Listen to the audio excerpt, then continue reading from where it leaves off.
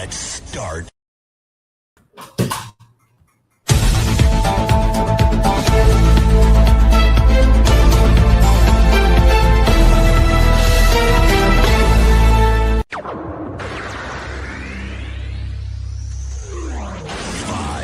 four, three, two, 1, 0. Let's start.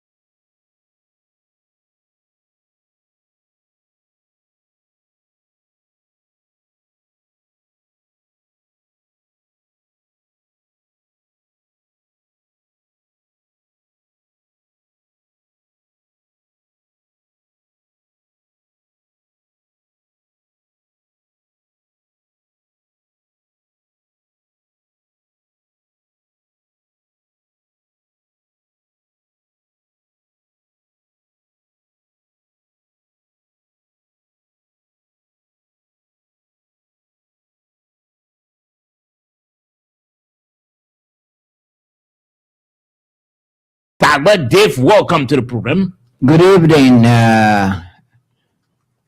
Sabo Bulapa Josh. And good evening to everyone. Why are you laughing? Something that you don't know, don't say. But your name Bulapa Josh. Yeah, the Sabo Bulapa Josh. Okay, thank you. Let me go you there. Desmond, welcome. Yeah, thank you, Saba. Good evening, and let me say good evening to our thousands of followers, our viewers, and our listeners. I refer to them always as precious jewelry. It is because of them we are here, and the right to information is fundamental. It's constituted on our law, so therefore, we always see this as an honor to keeping the Liberian people informed, accurately, and then with what matters, information that need to be communicated at the right time and at the appropriate way. So I'm great to be here always. Well, thank you very much. I know Moses will join us, I'm sure, briefly. Josh Kennedy may likely not come tonight. He's somewhere engaged with some national duties, and so he may not come. We may likely be joined by the Reverend Dr. Chris Toh, the Secretary General of the Council of Churches. He's always our guest panelist on the program. Well, gentlemen, let me just bring you up to speed with what is happening. We are receiving, and of course it's right here before me, receiving and seeing and reading a press statement which says that senior LDA officials resigned. We don't know how true is it, but I've tried, in fact, establishing contact with Biago, the man who's heading the DA, and he's not picking up his phone. In fact, his phone is it's off. I don't know what's happening, but it's not picking up, And this is what we said yesterday. This news about his resignation has been in the media for the past 2-3 days now. Since we saw this, we tried establishing contact, but his phones remains off perpetually. We don't know what's happening, and he's not picking up. And I can't be in that position. I will say it again. I can't be in that position. And that's a lot of negative stuff online and in mainstream media about me. And I can, take phone calls from reporters. Maybe they want to get my side. They want to hear from me. And that's what's supposed to happen. But I don't know why Biago is acting the way he's acting. Whether there's truism, we don't know. But it's being carried by online media institution, the KMTV, the rest of them all carrying that he has resigned. We don't know how true is it. In fact, I've been also establishing contact with his deputy for administration, Ernest Tappet, or just to remain quiet.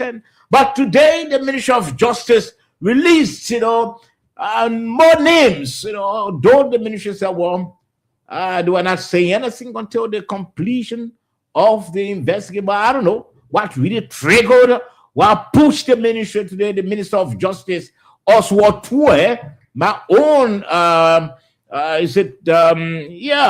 crew, old man. He came up today to announce about 10 names. I don't know what really pushed him. I don't know what really what really triggered him, because he said we're not calling names. So we're going to talk about that today on the program tonight.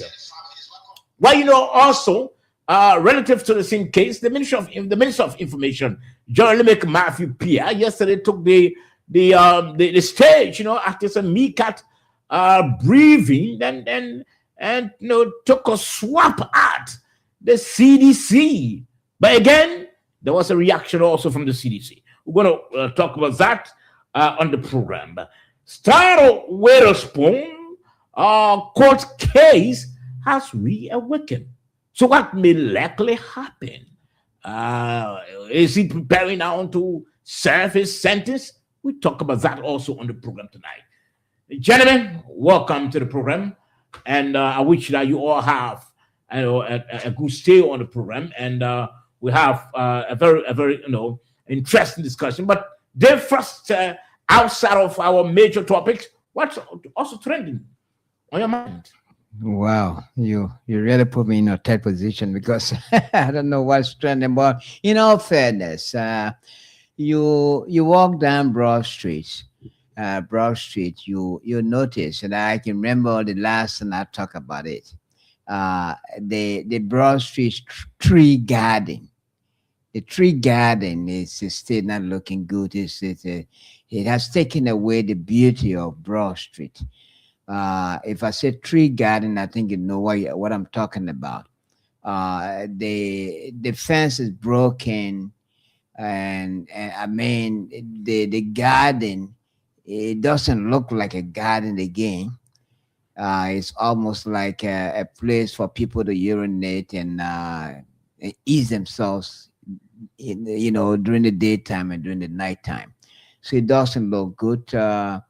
Today, the intellectual group SEMPI had as its guests officials of the Monrovia City Corporation, and there were a lot of things to talk about, making sure that the city is kept clean, and that the cleanliness of the city doesn't only lie on the shoulders of the city corporation.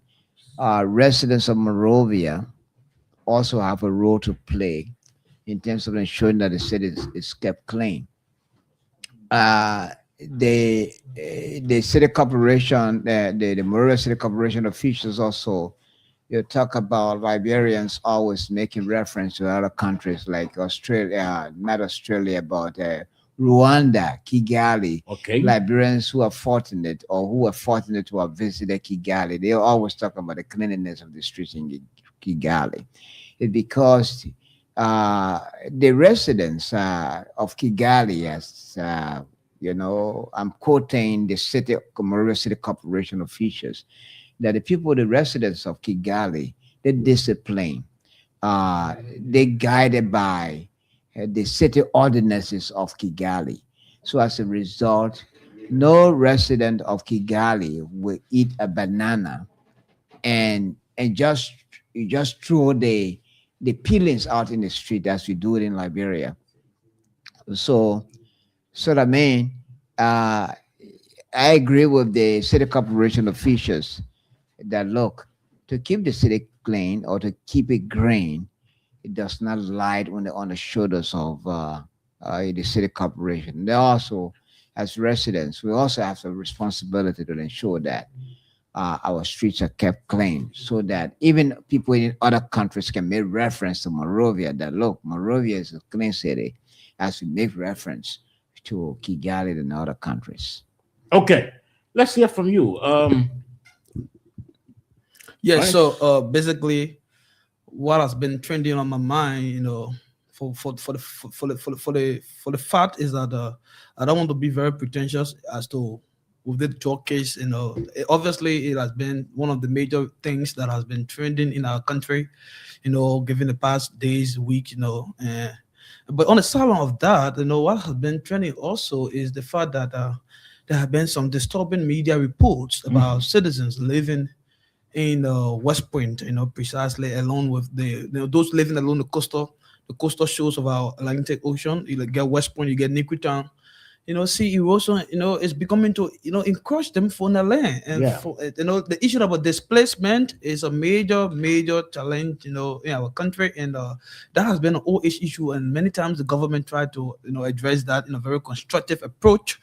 But I think that more has not been done, and this is a time that the government should be able to be very intentional in terms of the little, donor, funding, support to see our best to make sure that that coastal defense project can be well, implemented, and so that it can be able to serve as a serious, guarantee towards those who are living in those environments like West Point, Niqui Town. You go to the Popo Beach, you see that a lot of sea erosion.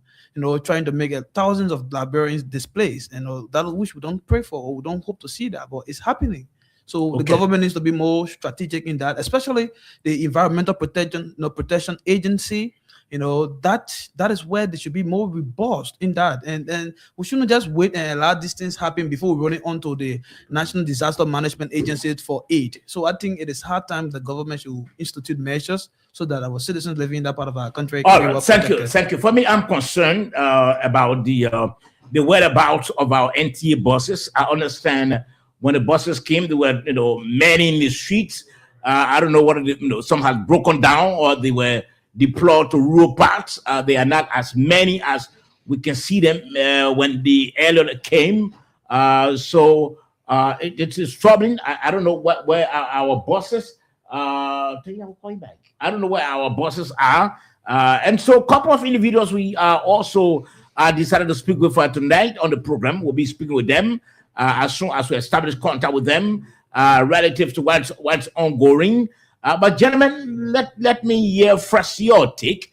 I know we're going to play the tape by the Minister of Justice, the Attorney General, when he spoke today. But there's this news. In fact, it's all on social media, mainstream media, about the resignation of Biago, the LDA bus. Dave, are you seeing and are you shocked, or it's nothing that we should give credence to? Well, first of all, that hasn't been confirmed that that Mr. Biago has resigned from the DEA. All what we're hearing is speculation. There hasn't been any official statement coming from the Liberia Drugs Enforcement Agency that Biago has resigned as a head. So, as far as I'm concerned, what we're hearing is all about gossip and all about speculations. Until we can get an official statement, if Biago was head of the Liberia Drugs Enforcement Agency or the LDA resigns, quite frankly, it wouldn't be secret. Biago will do an official resignation communication or letter informing his employer or informing the public that I've resigned and this is why I resigned. And so that hasn't been the case. Well, all we hear is that social media is, social media is somewhere where people, it's almost like a dump site where someone gets us in the morning and just post something on the Facebook. So we have to be mindful of some of these, information on the social media. But do you think what is happening? You can outright, or what you are hearing, it's not outrightly dismissible, because considering what been on his page that people have been making reference to when he said that the DA he's more than the DA. He worth for his character, worth the DA. I mean, worth than the DA. If there's any need, going to walk away. You think such speculation that you make a reference to? We don't need to just dismiss it outright. Well, no, I can't dismiss it 100%. The fact that whatever comments he must have made, or he made some hours, a few days ago, suggests that something is happening within the ranks and files of the DA, of the LDA, that Mr. Biago has a problem. I don't know whether external problem or problem within, but one can deduce that from his utterances in recent time or yesterday, one can deduce that there's a problem within the LDA, and that can also influence his resignation. But the fact that that resignation, that reported resignation of Biago that we're hearing about hasn't been official, I can say definitively say that actually the news we're hearing from the social media is true. It's true, but it can be dismissed. It can be dismissed. Okay, let's hear from you, Desmond. Well, there are key components that we got to look at and carefully, especially looking at the term of the resignation, the purported resignation, as I know I can better still refer to it, because I want to agree partially that for the fact that it has not been confirmed from an authoritative source, it could be either the LDA or the Ministry of Information or the resigned official himself.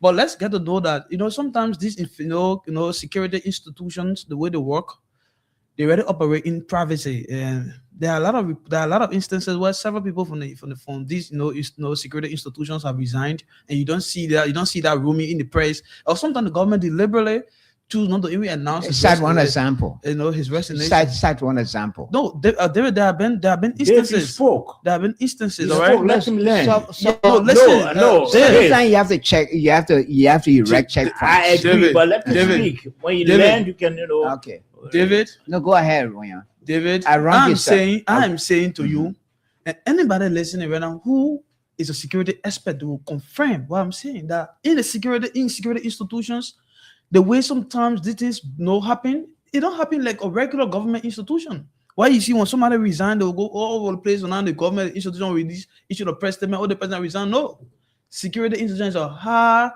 hardcore privacy intelligence, unit.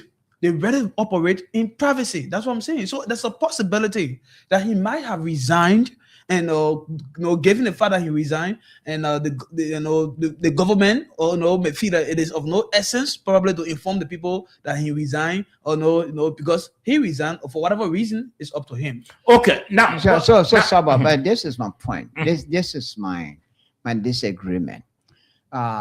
Look, when people are appointed to positions like the position that Biago occupies, he generally talked about security people resigning because the security system is secretive, and that some heads of the security system want to resign. It is unlikely that it will come public, or the resignation will come public. But I doubt it. The fact that positions that they're holding, they were appointed to those positions by the president or somebody who was responsible. They appoint them to the positions. The fact that they resign, obviously, when they resign, there's a vacancy created, right? There's a gap created, and that gap or that vacancy, that emptiness needs to be filled. So, Dave, let me hold you there. If they resign, Dave. it's nothing that's let me hold you there, Dave. No, but someone, I know one minute coming, Dave. There are instances.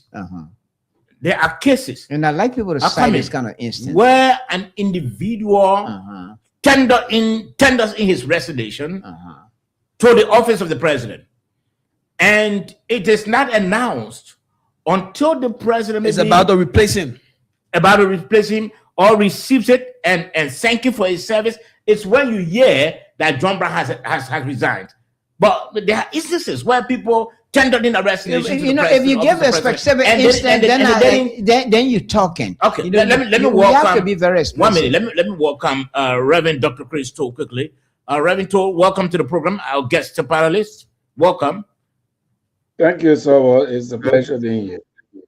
Okay, now we are talking about the news that is out about the resignation. But let me say this before I can go to Reverend Toll. Prior to coming on, I was able to establish contact with Biago himself.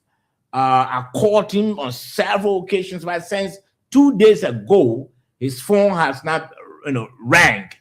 Likewise, deputy, Mr. Ernest Tappe, too, But before we came on a few minutes ago, I established contact with the communication person at the DEA. Yeah. And the guy said to me that he's not aware, but he's seeing what is on the social media.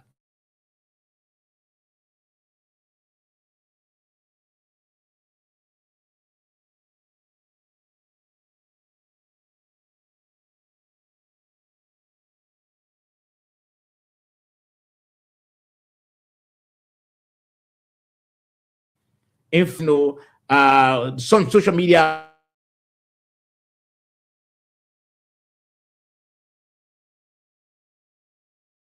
resigned, but up to present, that press release is yet to be done. It's yet to be done. In fact, I just dropped the line with him a few minutes ago. I said, "But what's happening?" He said, "Well, my boss is reviewing what I wrote and this and that." Up to now, it has not come up. But let's hear from you, Reverend Dr. Crystal, about this news concerning the purported resignation of the DA boss.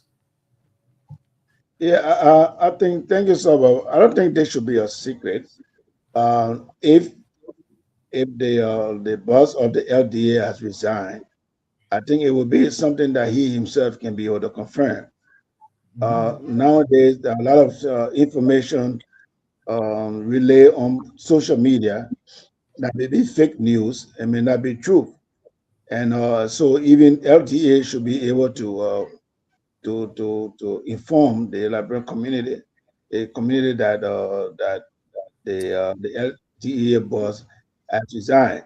So I don't know what time he resigned, whether it was today that he resigned. I don't know, because yesterday I was in a meeting with Biago in his office. So I don't know when he resigned, whether it was today that he resigned or whatever. So, Okay. I won't be able to confirm that until I know I hear from himself or see got a formal statement from the FDA that he has resigned. Okay, so let me just read what is on the social media quickly, so that we'll have an idea of what is it, what is speculation, where it's something that has some truth in it. Let me read this.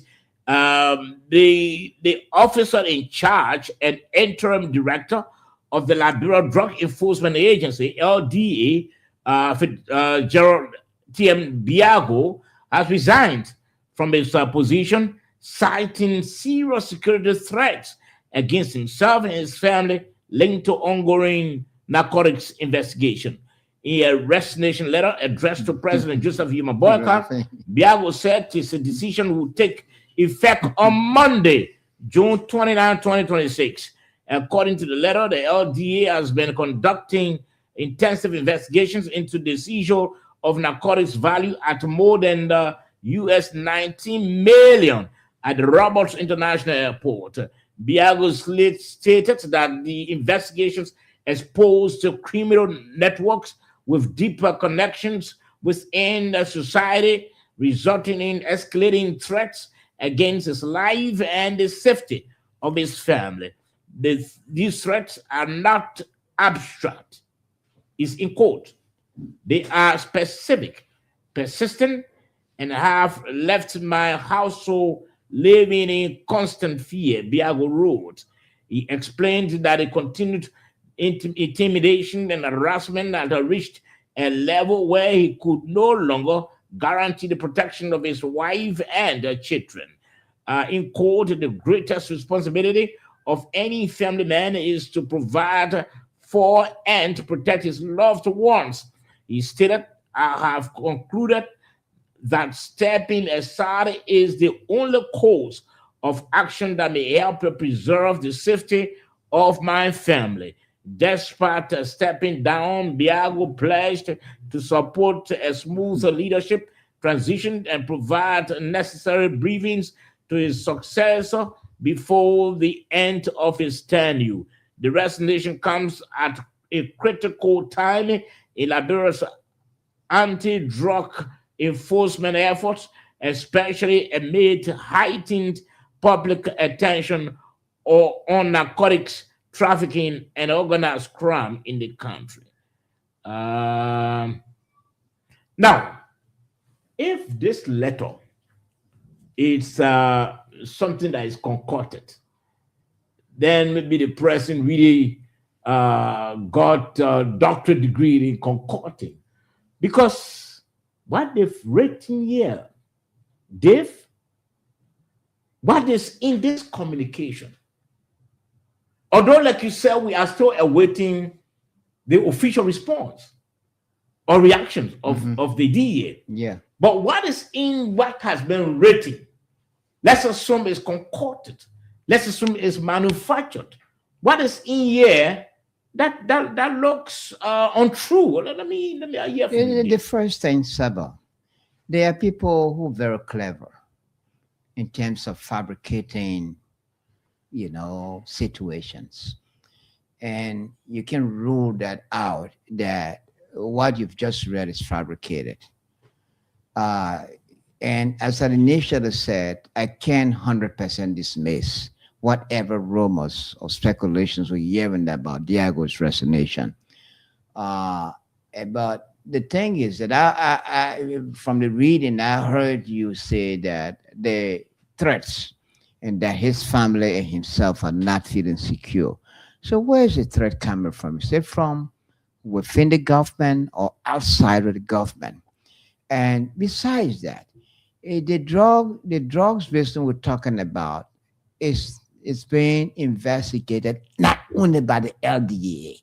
The Joint Security is involved in terms of digging out the facts about who all are linked or connected to the drugs business we're talking about. So why on the Diago the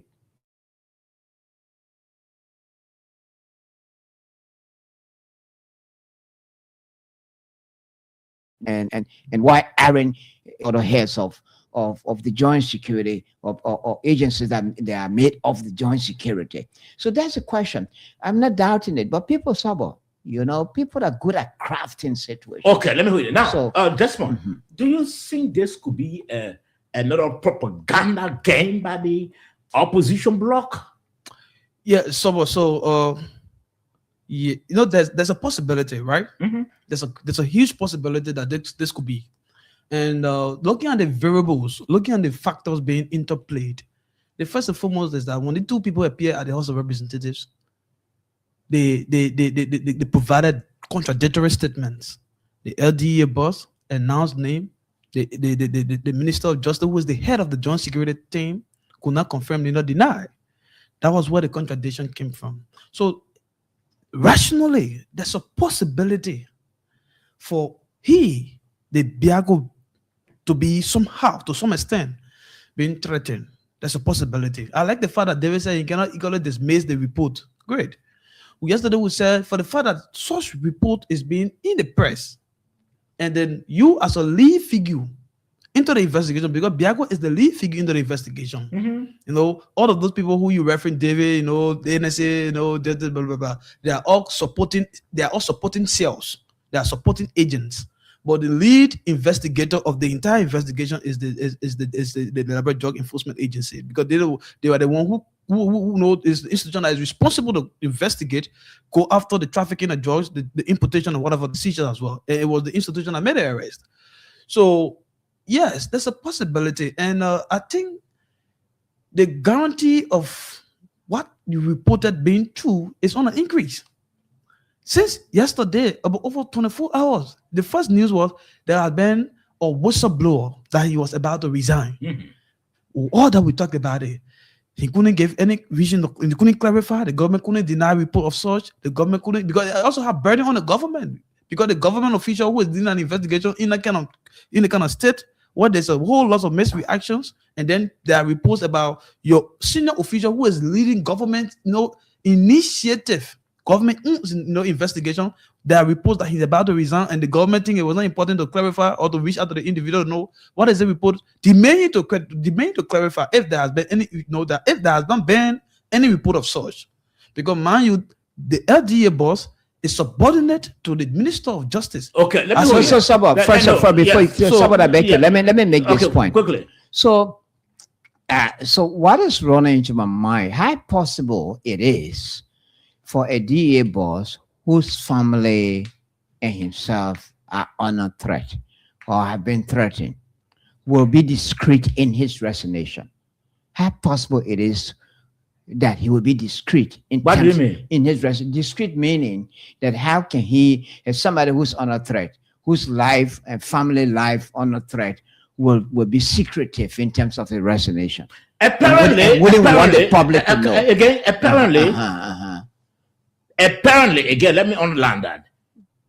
Biago himself has been reaching out to individuals.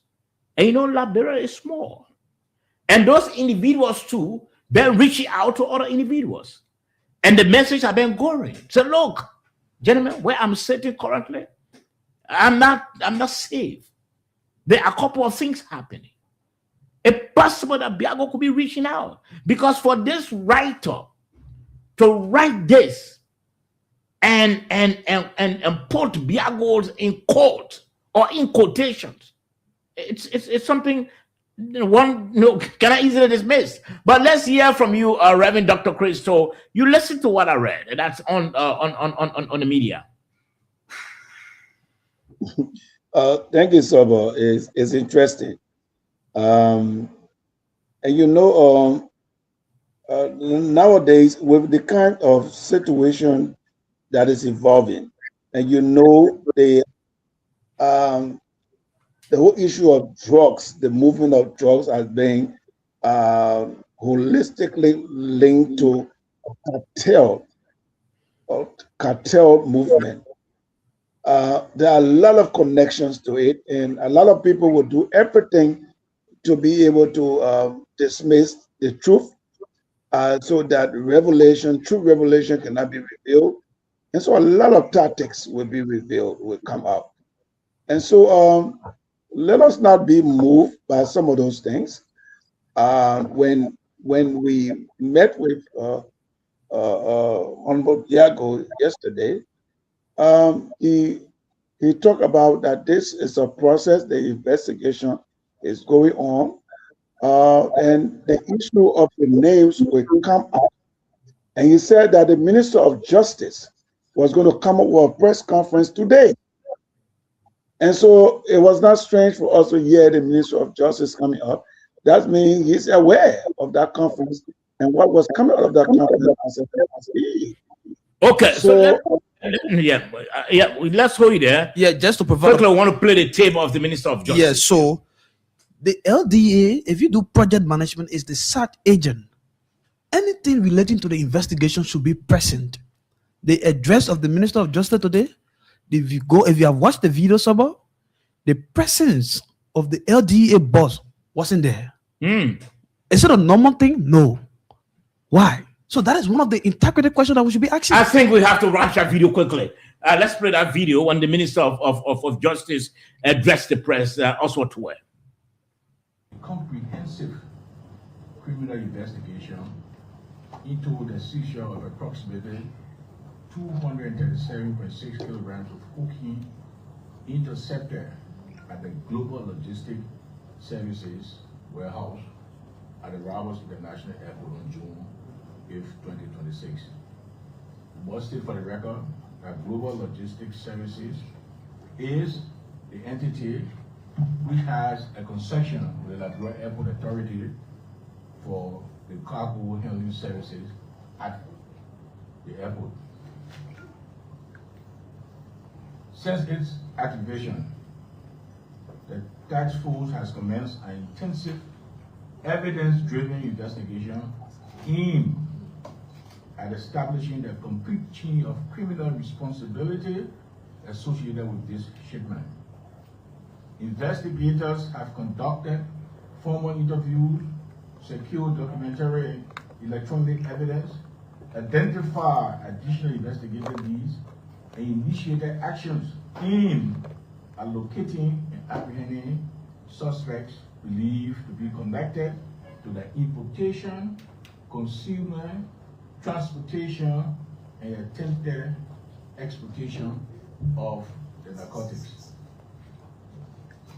Today, I provide this update to the Liberian people in the interest of transparency, accountability, and public confidence, while safeguarding the integrity of an active criminal investigation.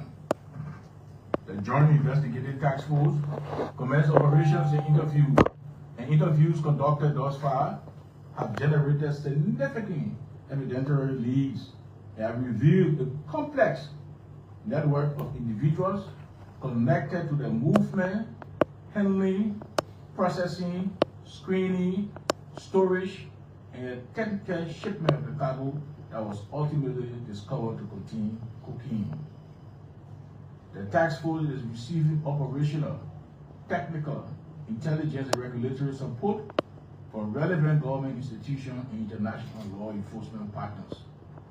These collaborative efforts remain critical to ensuring a comprehensive investigation and the successful identification of all persons and entities connected to this matter. Evidence obtained to date indicates that the shipment passed through multiple stages of the cargo handling chain. Investigators are examining not only the events surrounding the June 8 seizure, but also whether previous shipments associated with the same actors may form part of a broader criminal enterprise operating within and beyond Liberia's borders. As part of the ongoing investigation, and based upon evidence gathered to date, including witnesses' testaments, cargo documentation, operational records, and preliminary investigative findings, the Joint Investigative Task Force has designated the following individuals as persons of interest. 1. Philip Yu, who is the security manager for the Global Logistics Services at the Rabat International Airport. 2. Festus S. Musa, who is a cargo handler for Global Logistics Services. 3. Ruth Bapewia, who's a RIA scanner agent. 4. Achi Yanfo, he's a cargo handler for Express Handling Services. Arthur B. Abdullah is the Chief Executive Officer for Express Handling Services. Geraldine Zion, she's a RIA scanner agent. Mohammed Bowa, he's the Security Director for the Rabat International Airport. Paul J. King, he's the CEO for Global Logistics Services. He is currently alive. Oscar Brown, he is the Chief of Intelligence for the RIA Security. He also is currently alive. Emmanuel T. Zion is a transporter for Express Handling Services. He is also currently alive. The government of Liberia wishes to make it unequivocally clear that the designation of an individual as a person of interest does not constitute a determination of guilt. Rather, it signifies that investigators have identified information and evidence requiring further examination. Every individual remains entitled to the constitutional protections guaranteed under the laws of the Republic of Liberia in accordance with due process. At the same time, let there be no misunderstanding.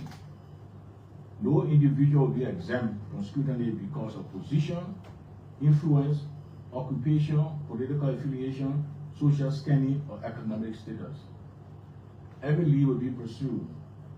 Every relevant witness will be interviewed. Every financial and communication trade will be examined.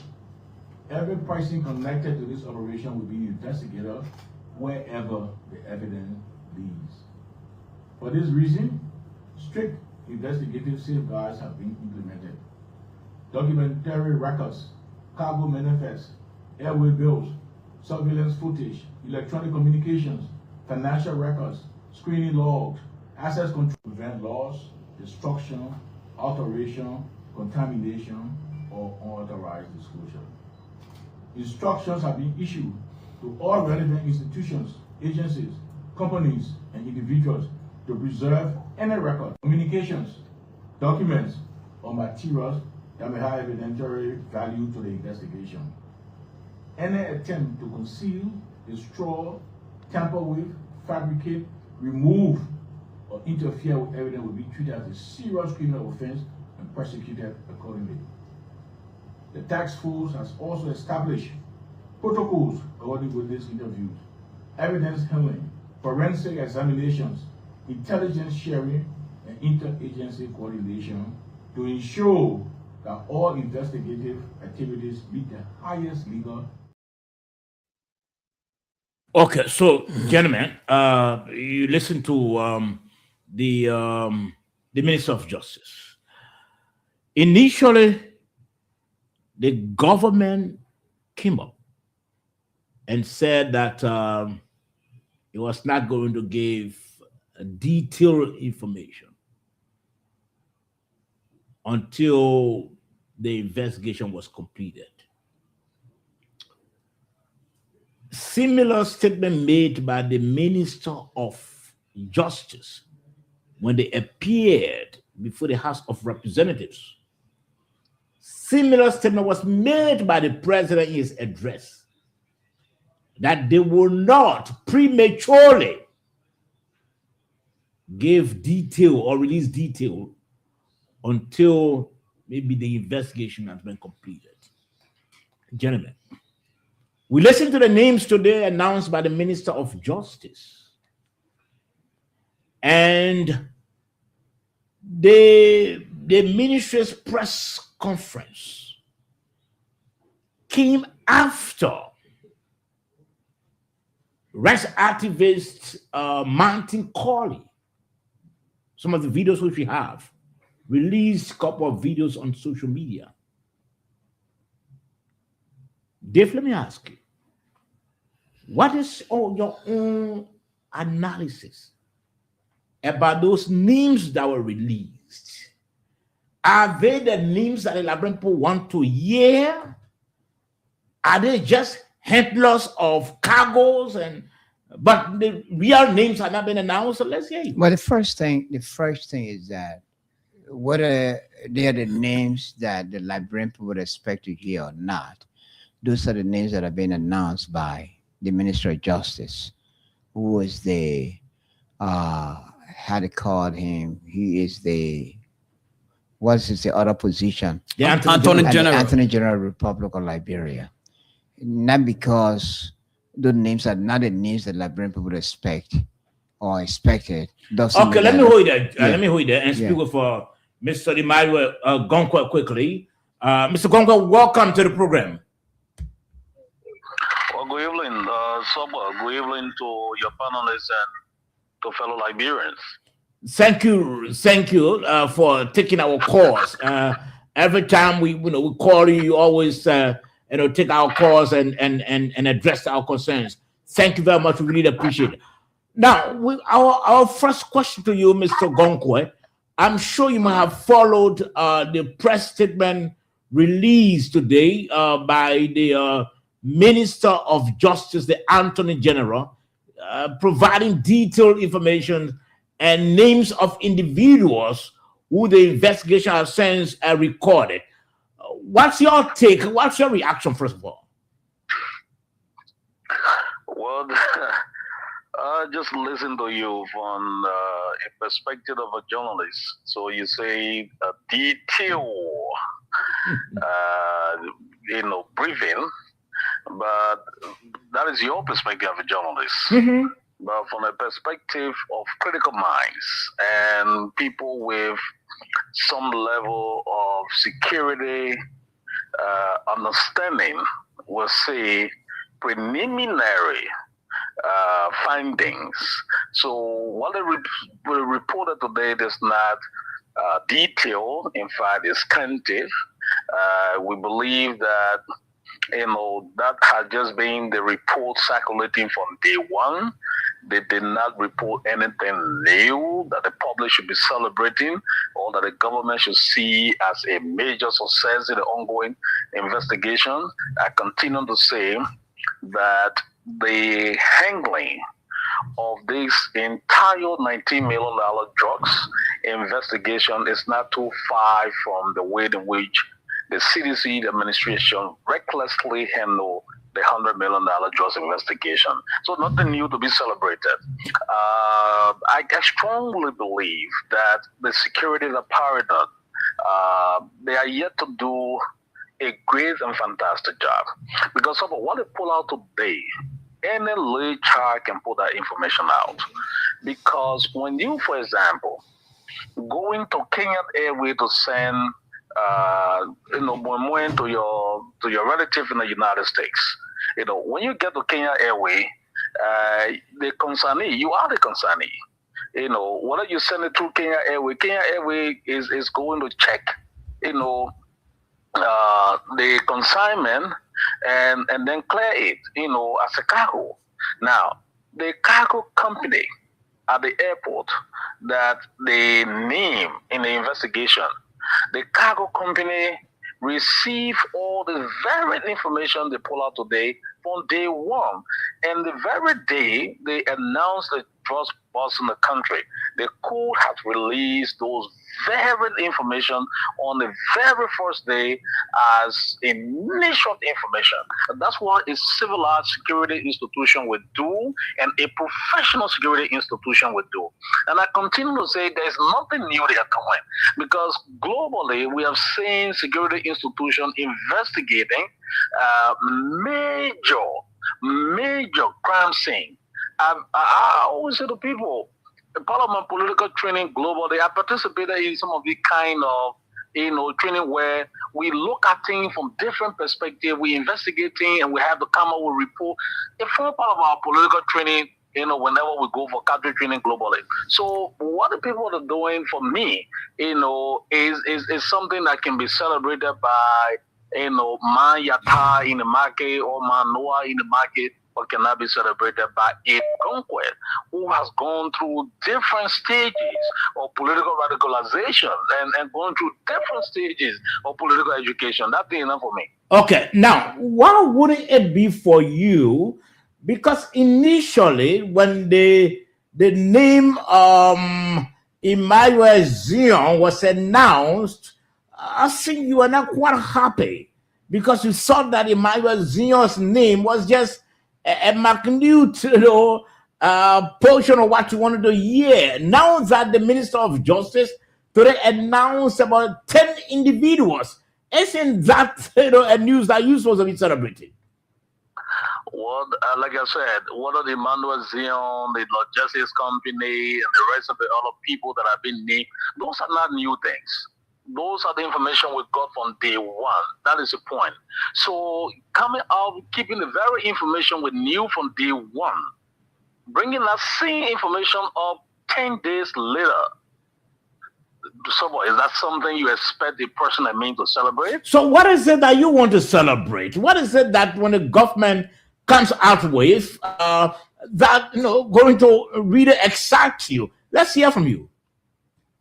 What Sobot, there are traffickers that are trying to use our country as a hub, and we know what using the nations as a hub for drugs, can do to the image of a country.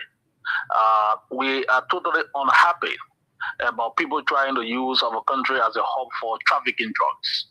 So those who brought in the drugs in the first place, who took the drugs to the logistic company? Who took the drugs to the logistic company? So in the first 2 days of investigation, the security apparatus should have informed us about names associated with taking the cargo to the logistic company. Because the logistic company is at the airport managing logistics and managing cargo. Well, who took it there? So even if the government intend to keep the names of those involved, they intend to keep the names away, The people who committed the crime already know that something has happened. The drugs that they brought in the country has been arrested. Even if you keep their names or don't keep their names, they will still find a way to escape. So the justification of we are keeping name because we don't want people to escape is a poor justification in the first instance. So those who took the drugs from wherever it came from to the airport, we need to know their name. Now, when you establish their names, then we know you're making progress. But if you look at all of the reports circulated, it is just about the logistic company and the people working at the airport. It is just about the logistic company and the people working at the airport. What happens to those who brought in the drugs and how it got to the airport? Now, you could take just one day of investigation for you to hear from the logistic company as to who took the drugs to the airport. Just one day. You do not need 10 days. So that's why normally in security reporting globally when crimes are committed, you hear the security apparatus say, now these are just preliminary investigation. These are preliminary report. They always say preliminary report because there are still a lot to be done in terms of reporting or finding the truth to what has happened. So you use the word preliminary. So all they should have done from day one is to begin to name people so that the public cannot speculate. Because for people like us, we will not speculate. People like us will take our time to do detailed investigation. Like I said, we from the EFFL, we are also doing our own investigation. We are trying. I mean, it is undisputable. Everybody knows that we are a political institution with a lot of veterans in our party as security. So we are doing our own investigation. So what yeah, Mr. Gongwa, what has your investigation pointed to preliminarily?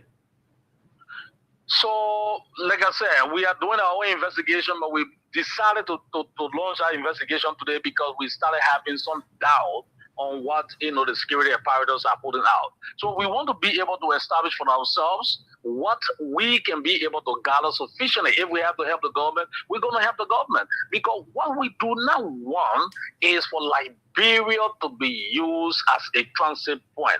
Period. We don't want that.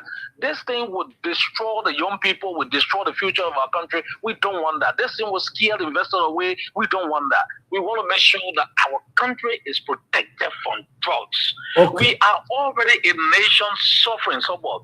If you see, go to the rural beaches, see our young people. See our young people and see what they put themselves in. And then we allow the country to be used as a drugs hub. We are in trouble. We, from the Economic Freedom Fighters of Liberia, will not allow that. Whatever way we can help the government succeed in the investigation, we are going to do that. But we must fight drugs holistically. We must fight drugs now from a political perspective. We must fight drugs as a citizen. We have never done anything as a citizen. We must fight these drugs together. Forget about the government, forget about opposition, forget about your political party affiliation. We must deal with the thing collectively as Liberian. And that's the only advice I can give everybody. Okay, finally, before we take leave of you, are you following the speculations about the resignation of the DA boss? Did you hear anything of that nature? I think we made some few calls. As of now, I can confirm that it is false. Maybe the DA boss resigned a few seconds ago, but after a few calls, when we heard the speculations, it was considered false. Maybe something like that is happening. You never know. Government is deep. Government is big. You never know. But I've been able to establish a few calls, and all I gathered is that it's false. But we are monitoring what is happening within the sector. Many thanks, Mr. Gongwa. We really appreciate your time. Thank you. Well, Emmanuel Gongwa, you listen to him, gentlemen. Let's hear from you. Your takeaway. Well, I think Mr. Gongwa spoke very efficiently as a politician, as a political figure, and he struck a few points that got to be looked at carefully. But honestly, I think the entire release, press conference that was addressed today by the Minister of Justice, there were key informations that personally as a journalist I've been so concerned about. And I'll listen, follow the video from start to end. I couldn't see these, informations of substance that we expected, especially with the level of time, the level of days the investigation has lasted for. We listen to the Minister of Justice, sounding, pronouncing names for the obvious reason that you don't need anybody to tell you that this person could be the person of interest or person of suspect. It is glaring. For example, if a phone, is missing in the studio and we are 4 seated here, there is a possibility. In fact, there is that it doesn't need investigation. All the over here will be answer to questions. All right, let me just hold you there to speak with the communication person from the Drug Enforcement Agency quickly. Okay. How you doing and welcome to the program? I'm good and thank you. Okay, so your full name quickly. Your full name? I am Orlando Deming, Special Agent Orlando Deming, Chief of Public Relations at the Drug Enforcement Agency. Okay, so Mr. Deming, let's hear from you, the DA reaction to what is trending on social media, mainstream media about the resignation of your boss. That news is false and is misleading. My boss have no income, even had the intention of resigning from the Labrador Drug Enforcement Agency. I even met him this evening. We were all together. We joked and we talked issues pertaining to the growth and development of the agency. So even when he got home, I called him and said, "Oh, Chief, the president resigned." He laughed about it, and we all laughed about it. So it's false. It's misleading. I just want to tell the Liberian people that under no condition or no time of the Labrador Drug Enforcement Agency (ORC) ever thought of resigning from the agency. Okay, now let me ask you this question before I go with that resignation news. Why was your boss today not present at the press conference held by the Minister of Justice? Yeah, because he had other engagement with other people that the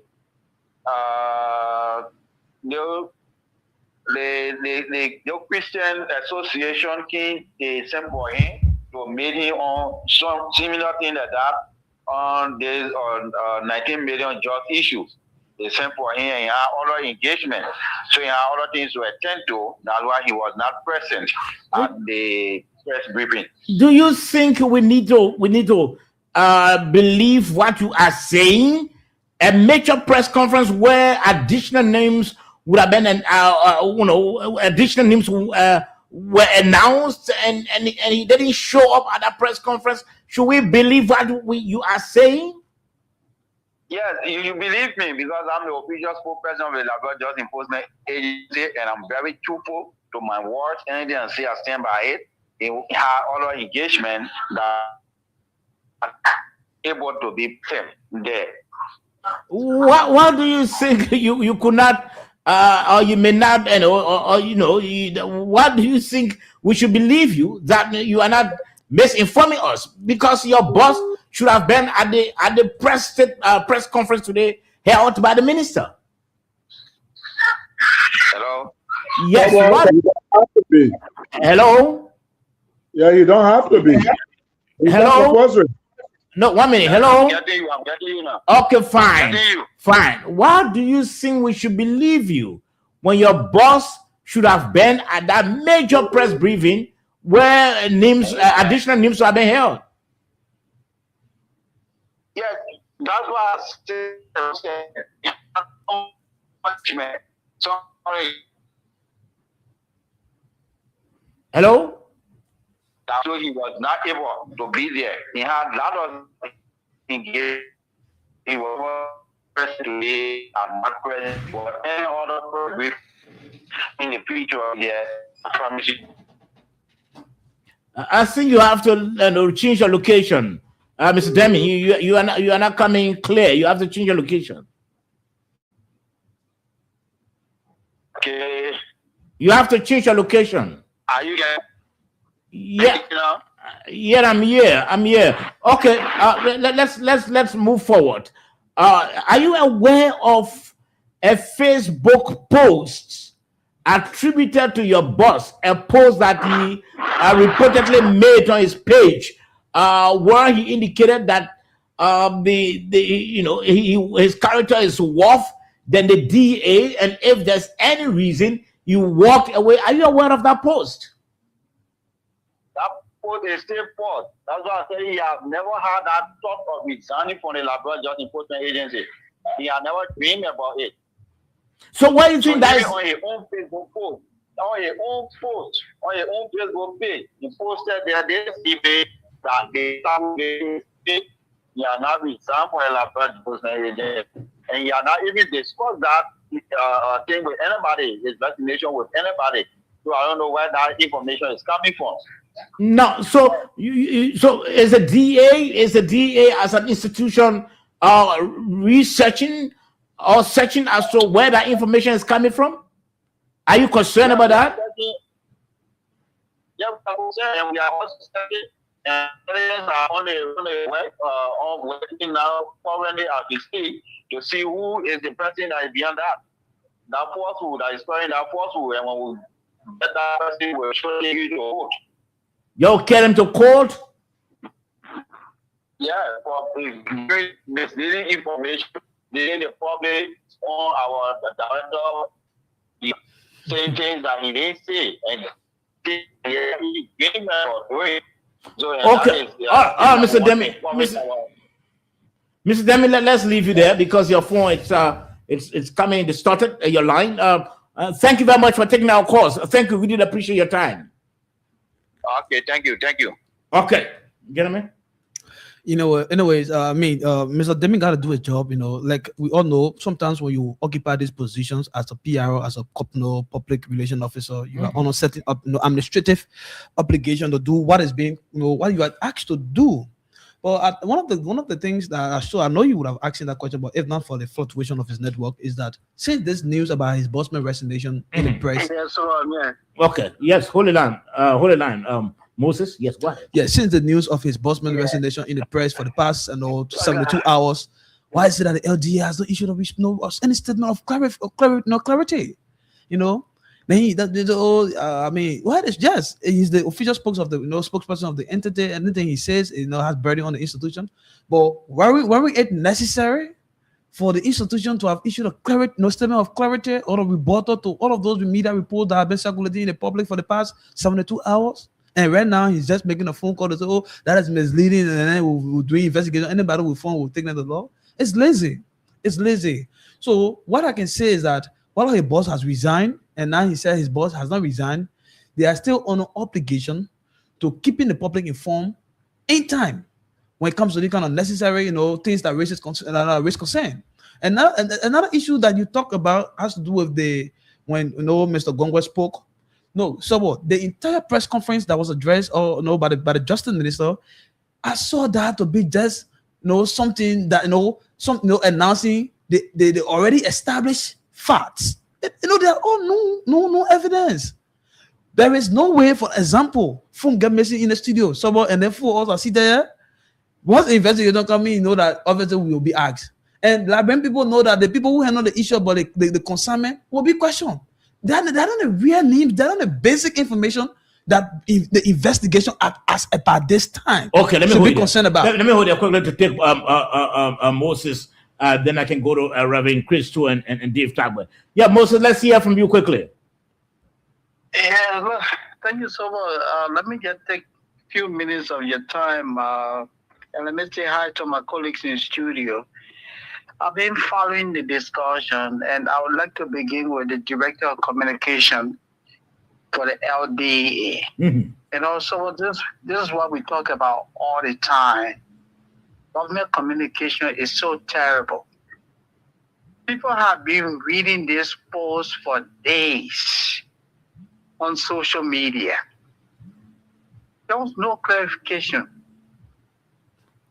No one spoke from the LDA. And you're telling me today the Director of Communication is saying that that's not true. Where was he? All the days. They create unnecessary speculation in government. Now let's come to the Minister of Justice.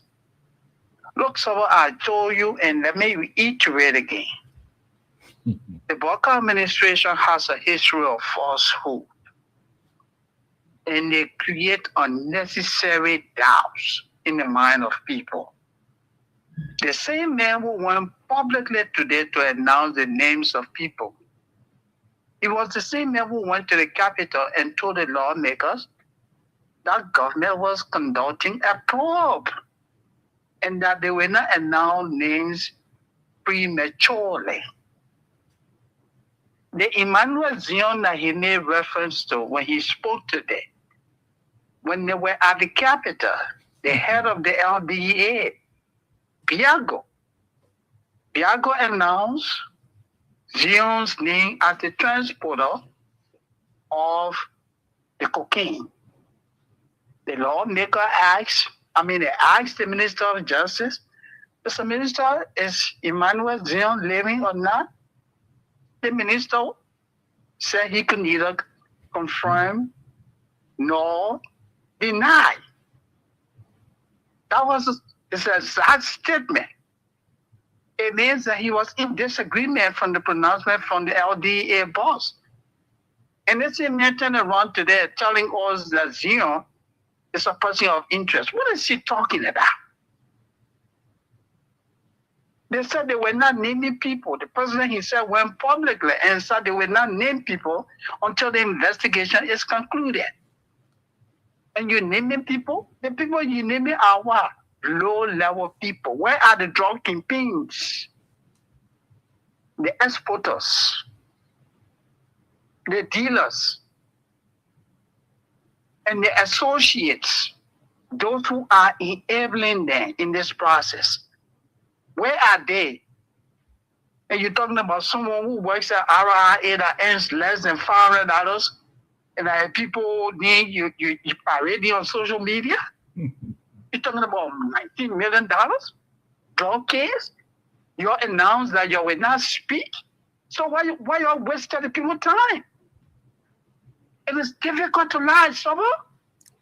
Okay. Every time these people talk, they create integrity problem for the government. Thank you. Okay, thank you, Moses. Let's hear from you, Reverend Dr. Christo. You listened to Moses, but before then, you listened to the Mr. Gonkwa and then the DA communication officer. Let's hear your takeaway. Okay. On Gonkwa, he spoke, although as a politician, but he learned to where I would like to agree with him that the investigation should pursue and other names should come out, and it should not be in piecemeal as it was like relayed by the Minister of Justice. I think, in all fairness, the presentation of the names, whether it come late or not, but the people at the airport, they are one persons of interest, but also from whence the drugs came before it reached to the airport, for those people to be persons of interest. Also, those other persons there should be other people that are persons of interest, because to just list the name and you say your investigation show these persons, that means you should have asked those persons how the drugs got to the airport. So at least some names should have come up also. It is good that you take your time and maybe come up with the names, then for you to come up with the names in piecemeal and create suspicion in the minds of people. You may be saying the right thing, and I think from our perspective, it is good that we provide the government the space to conduct its investigation. Let the security carry its investigation. I don't care how long it takes. The Liberian people are following this. The issue of drugs in this country is not today. It's not started from this government. So we know that it has a historical link. And so let us give them the chance. Whatever, I don't care how they relay the information. where the information has some faults in it. The whole issue of a conclusive investigation is what we anticipate, and we are still looking forward to hear from the Joint Security, the minister who spoke on behalf of the Joint Security, to be able to properly inform the Liberian people. He said, and I heard him, that the investigation continues, and that the reason, I think one of the reasons some of those persons' names were relayed when I heard him speaking was based on the fact that there were some drugs that were already exited out of the country. So those drugs that were exited out of the country, those persons had to be persons of interest. This one was not exited. So those persons need to be called why these drugs left the country, and it could not be arrested. So I think that's one part of it. The other part of it is the one that the drugs were seized and did not go through the process of screening to leave the country. So I think we should be able to give the security some time. We should not security matter. The issue of drugs is a sensitive issue, and it's not a hurry issue. Let's give them the benefit, the time, and let them conduct a good investigation and be able to give information that the Liberian people will be willing to hear and accept. Okay, let's read it. Dave? You know, the way Moses sounded and the way Gongwe sounded, you know, that's how people sound when they think they know more than the experts. And that's wrong. Those are the experts. They're doing their work. And you're questioning them because they didn't say what you'd expect to hear. For example, I also listened to Zion and William, that those names were not the names expected by the public. So because the names called are not the names I know that the public expect, that means that the Minister of Justice is lying to the public, because the public wants to hear David Tagwe's name, and the Minister of Justice didn't name David Tagwe, so the Minister of Justice is not saying the truth, and that's absolutely wrong. And it's like don't misquote me. Don't misquote me, because I'm alive. 1 minute. Yeah, I'm alive. Please do not misquote me. Yeah. So the first thing, like the Reverend said, these are the security people. These are the experts. They're doing an investigation. The investigation hasn't concluded yet, but at least they come with a preliminary report that these are people of interest, and somebody is questioning the authenticity of what they say because the names that they expect to hear haven't been heard, or because they expect to hear somebody's name is not heard, so it's wrong.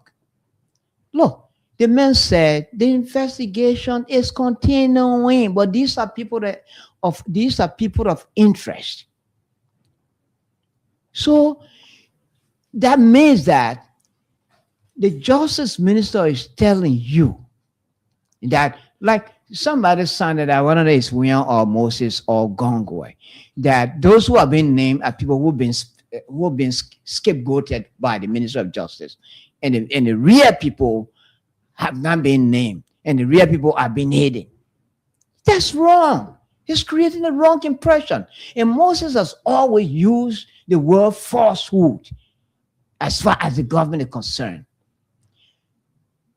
You can't come on the radio and create an impression that you know more than the expert, because your expectations are not met, because what you want to hear, you did not hear it, so it's falsehood. I disagree with that. And like the Reverend said, let's give the security people, let's give the expert a chance, let them do their work. Okay, let me read it. Yes, sir. So this is where, first and foremost, let me clarify that I never said that what the Minister of Justice, the names he mentioned or announced, or better still, what he said in his press conference is false. That was never my argument. My argument has been those names, those findings of the investigation that was made public during the press conference they are not that so much critical or very prominent as per the time the investigation has lasted for. Now, looking at the number of weeks or days that has been played into the time the investigation has been ongoing, one of the key things the investigation today at this point that the Minister of Justice would have taken into account was to confirm what are the concerner name that Emre Van group of companies that has been located purportedly on 20th Street. What other company exists? That could be one of the key things that we needed to have confirmed in the press conference. He never speak about that, or better still, never spoke about that. And another thing was he also needed to have confirmed as to whether the concerning has been mentioned on the airway bill, Usman Ali. Well, actually, he is the concerning. And that it was he the goods were going to, you know what I'm saying? He would have confirmed that. He never spoke about that. That's 2. 3, the name Ato B. Abdullah, CEO of Express Handling Services.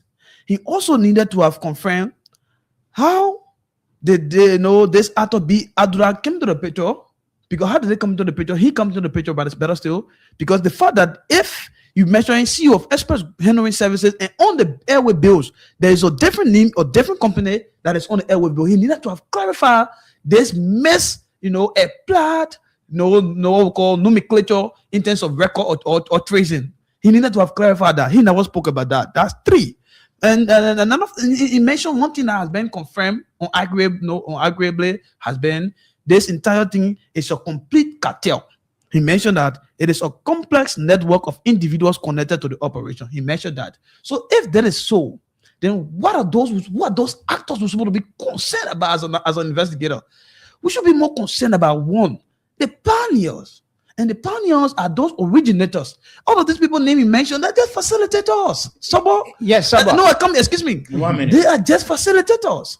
So let me say something. After you finish it. So if the first thing the government should be more concerned about is that if the consignment would have entered Liberia, would there be any facilitator? If there had been no originator, would there be any facilitator? If there had been no pioneer, would there be any facilitator? No. So the government would have sought more deeper, make sure to uncover the hidden truth about the entire investigation. Before you bring one minute.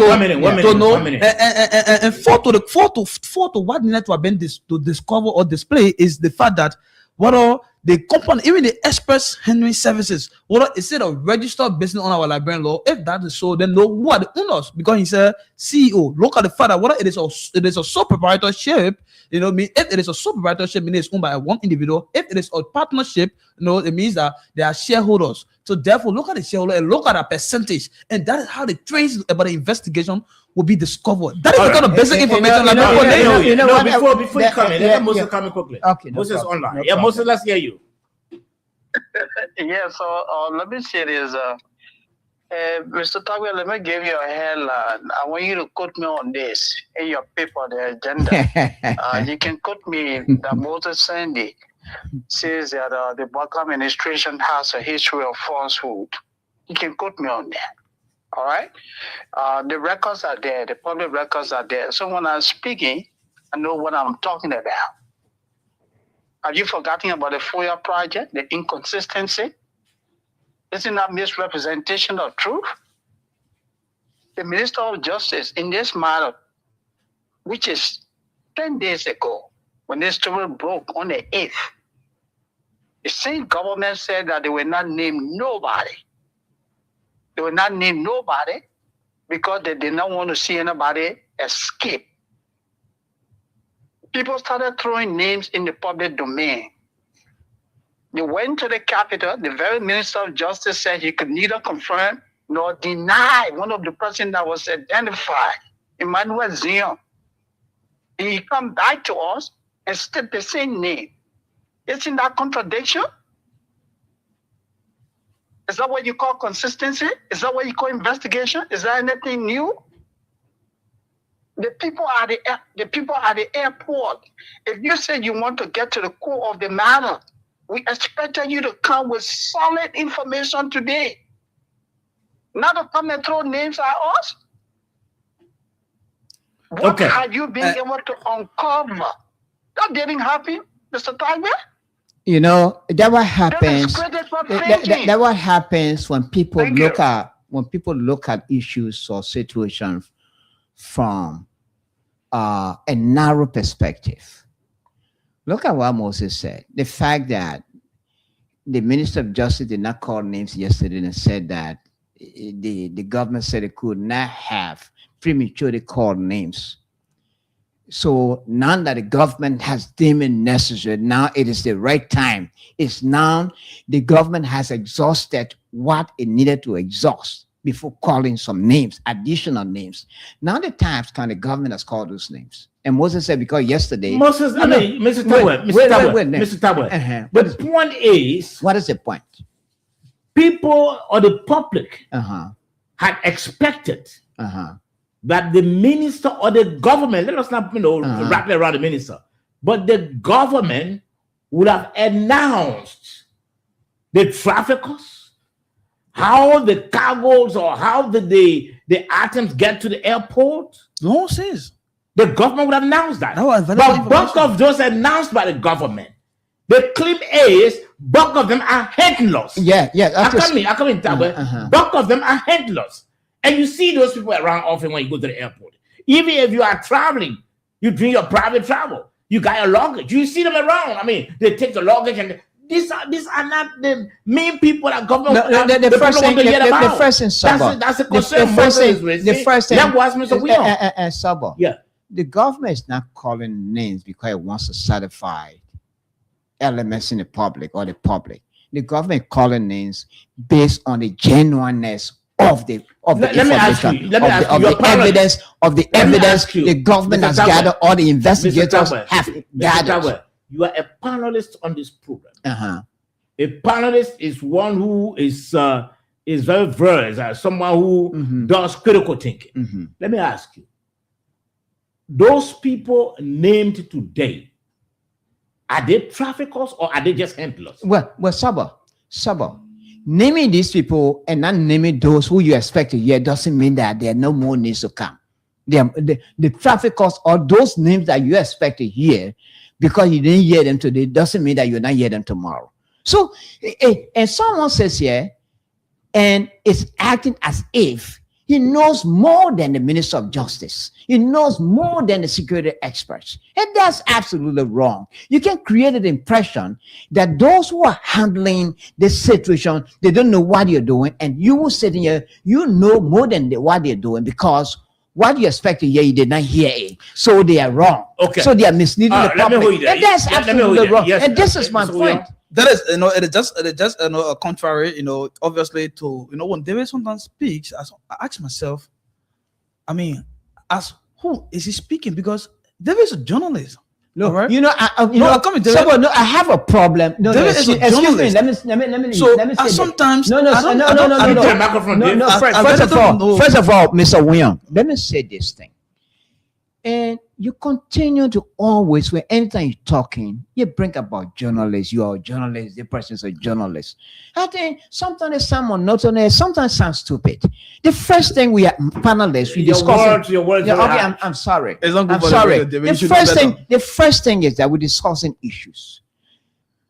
You don't have to tell the public you're a journalist or David Tagbe is a journalist. We're discussing the issues, and the people who listen to us, they're looking at the sense we make, and they're looking at it logically. You don't necessarily have to All say right, then let me as hold a, you you there. are a Let me journalist hold you. and Yes. the person's The a journalist. reason- It doesn't make sense. Okay.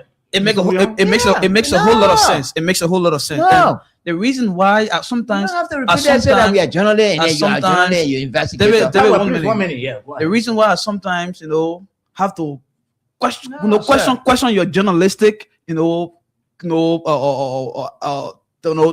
No, don't go that route. I'm your intense- senior boy. intense. I know No. I'm coming. No. Please, 1 minute. It is Dave, 1 about- minute. Don't go that Why route. It is They're about getting there. it is about how critically you think and be able to come in your logic.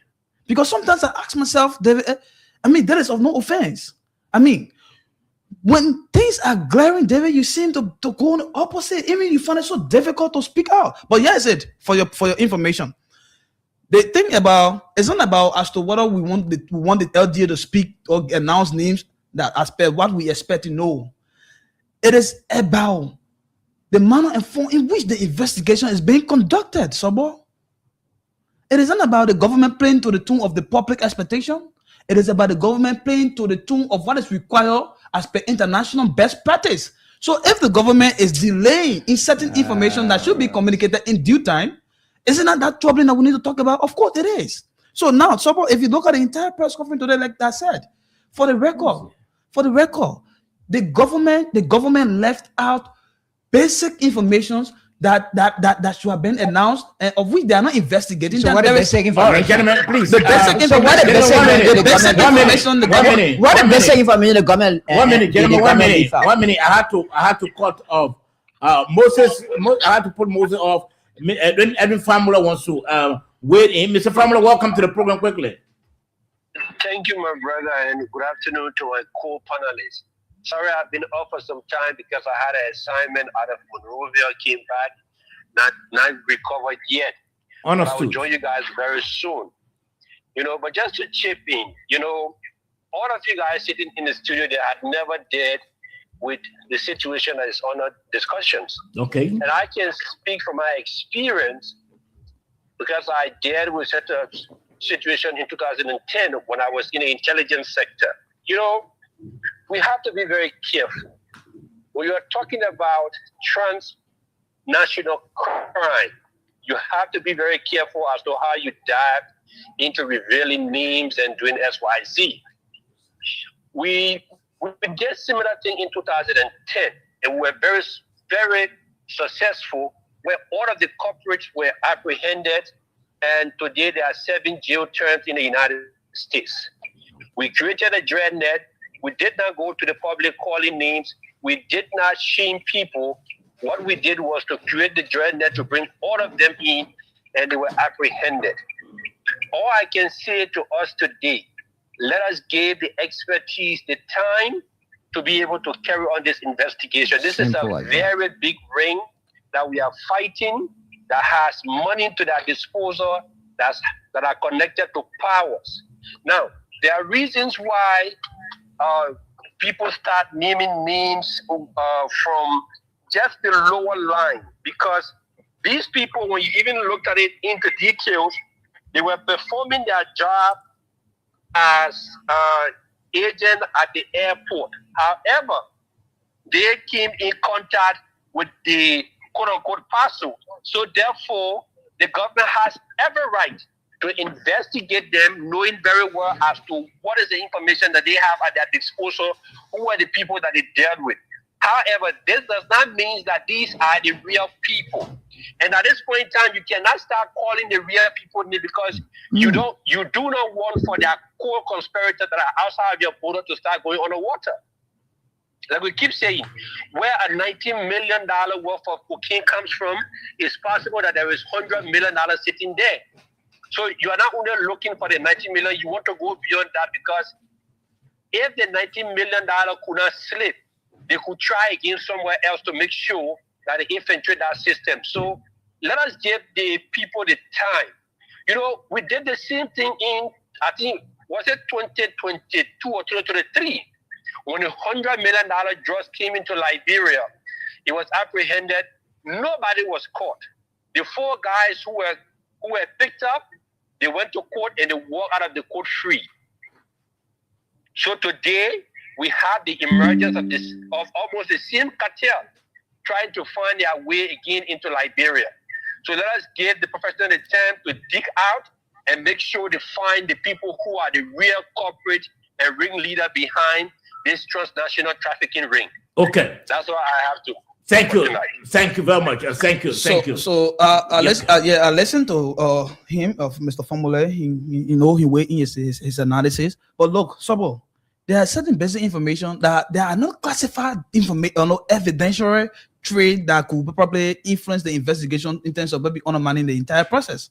The government, how does it undermine the investigation if the government would have confirmed as to whether the concerno that is named on the airway bill, Emery Van group of companies, whether that concerno exists in Liberia? How does it affect the investigation? How does it also affect the investigation if the government also would have confirmed or denied, better still, the concerning Usman Ali that is being reflected on the airway bills? How does it also affect the investigation when there are information that are all on the airway bills circulating all on the internet, and the government is not concerned to confirm this kind of information?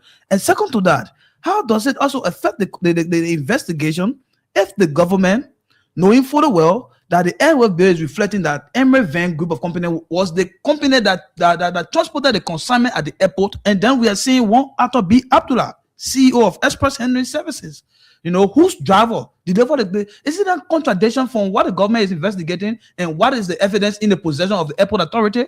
So it is imperative that the government needed to have confirmed this glaring, contradiction in order to uphold public trust and accountability into the process. Now that you have, and another interesting thing is that the government also did not confirm, as to the status of those people of interest. They only mentioned, yes, 2 persons who are at large, but they did not also confirm as to whether this Arthur B. Abdullah, who is the CEO of Express Handling Services, whether is he under the government custody or not. The rest of the other people, excluding Emmanuel Zino, who is at large, and that of Oscar Brown, who is at large. The government needed to have confirmed. We're discussing high-class national investigation that has the propensity to undermine, the confidence of the entire process, to bring about public doubt. So the government should not, at this point, be referring to the kind of basic information as classified information, but instead should treat it with utmost urgency. Okay. All right, let's take this call up quickly. I don't know who's there. Hello? Hello, soldiers. How are you guys doing this evening? I'm okay. Go ahead quickly. Okay, good. I just want to make a contribution towards the conversation you guys are having this evening regarding the George crisis. Now, I think people are actually misunderstanding the key issues that should be discussed here. Now, I would say that the fundamental problem we're finding who might be, even if you find the owner of the drug, those who own the drug, you might necessarily not be able to prosecute it. Because there is a lapse in the drugs law. Okay. Now, the drug law, for example, did not identify owners of the drugs. And there is no punitive measures for the owners of the drugs. So when the drug law was passed, it was actually squarely based on importation of drugs. Now, a person who imported drugs might not necessarily be the owner of drugs. And you must be the legal owner who has a right for property to determine where that property goes, how it received, and who received that property. Now, in the absence of that, even if they were to find the owner today, the owner goes to the court, the owner will be billed. So when the drug law was passed, it was just about importation and user. So until we can amend the drug law, we're going to keep having this problem. And the reason why even the $100 million drug case was lost is because there was lack of owners. Now, even if you go to the DEA website, there are a lot of things now in the DEA that is not being implemented. Look at the DEA website, for example. There are absolutely no procedures, no processes, no nothing. How can you investigate in the absence of procedures and processes? Wow. This is the problem. We have to focus on that. So I listened to the conversation. Someone said, you know what, the shipper took the drugs to the airport. Now, in commercial law, for example, there is a shipper, there is a consignor, and there is a consignee. Now, the shipper, for example, is just an employee of a company. They got absolutely nothing to do with the drugs. Someone just working as a courier for a shipping company today. He just ran a transfer goods from one point to another. And somebody just arrived at his office and they said there's a goods to take to the airport. And somebody just get in the van and take the goods to the airport. Should somebody just be arrested because of performing his job? Absolutely not. Wow. So the key issues that people should focus on, they're not focusing on that. Even the disclosure, for example. So people have been disclosing drugs have been arrested 2 kg, 4 kg. I've raised this issue that you cannot disclose, even if it's just 0.5 kg of drugs, you cannot disclose people who have been involved. They just simply say, look, drugs have been arrested and we are investigating. So the government prevents the disclosure of all of these individuals have raised a problem where they are now. The public is saying on the pressure that you must disclose who are those that are involved. But even at that, I would say you shouldn't disclose, because if you disclose, it's an issue. So you think those individuals who are named today, can they help with the investigation to know as to who actually brought the cargo or the items to the airport? Probably not, because for example, let's take the name that is now in the public, Emmanuel Zuma, for example. Emmanuel Zuma probably just be a cruel person within the service. He have no idea who brought the parcel to the service for transporting. He was not there when it was scanned. So maybe he was just to take the goods to the airport, and he did. And probably on the arrival at the airport, he realized that, you know what, it was a joke. And for his sister, he had to flee. I don't know. They have to investigate. But in that case, he just a cruel. Now, so even if we assume that Emmanuel Zuma has committed a crime, that crime is not necessarily, it might be negligence because he didn't act, but it is a company that hired him that is responsible for his crime because of accused liability that shift back to the entity that employed him. So the drug law should actually be amended. If it's not amended, we're going to be having this crisis or whatever. I ask people to just take a chance. Go back to the drug law, read the drug law, for example, and see there is absolutely nothing about ownership. Absolutely zero. Wow. Zero measure of ownership. And you cannot prosecute people without being the owner. If you want to have, for example, the forest. We talk about money companies coming all across the country. The communities are the owner of the forest resources. They determine what corporation or what concession goes into the community because they have title to the forest resources in the land. So you must be the legal title to owner of that property to determine what's happening. In the case, the job said absolutely nothing about owners. But how are we going to prosecute? But now, let me ask you before you leave the line. Don't you think the CCTV can help to establish who drove the drugs to the airport, and in fact who handed it over to the agents? Well, even that the CCTV, for example, and the code of law, probably it might not be admissible. We don't know how it was produced. We don't know where it came from. Right? We don't know the processes that have been involved because mind you that the CCTV emerged weeks after the drugs issue was discovered at the airport. So who knows? Maybe it might be put together pieces or whatsoever. I'm not doubting the authenticity. I can't say it about that. But if you present that at the court, lawyers will ask you, where did this happen? If it happened the same day, why was it not released the very day that the drug was busted? Wow. It was released weeks after. Okay, thank you. So I think the very thing we need to do as a country is to go back to the drug law. Is to also go back to the DEA. I think, for example, you cannot have paramilitary individuals run the entire DEA, for example. Everywhere you see that people who are people either in the police or some of maybe PSU or whatsoever, the DEA call for multidisciplinary team. You must have lawyers who understand the legal issues we're talking about now. The DA does not have that. What they do, they rely on the Ministry of Justice. And the Ministry of Justice is overwhelmed. They do not even have the resources and capacity to prosecute cases. The DA should have public health officials who should be tracking mental health issues and issues that affect the public. They don't have that. The DA should have people who are financial experts to access the financial resources that are being used to process drugs. They don't have that. That is in the DEA Act. Why are we not following that? Okay, all right. Thank you. For me, my conversation right now is not even going to be focused on whether we get the nothing who brought the $19 million at the airport or why the government lost the $100 million trust case. My issue now will be to get back to basics, to put the system in place, and to make sure that we get the right people in the right job doing the right thing. Okay. So we can have the processes and procedures in place. We're not going to go anywhere. It's going to be a repeat all over again. Thank you very And much. that's just my contribution I want to make this evening. Thank you very much. We really appreciate your And Sabo, Yeah. he struck a very important point.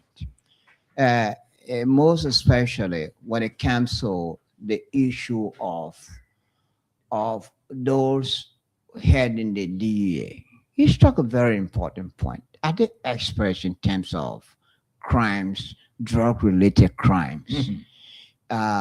If you say, look, because this person was head of the police or working with the police or working with the NSA, because then you send them to the DA to head the DA. All right, gentlemen, let's Yeah. hear quickly.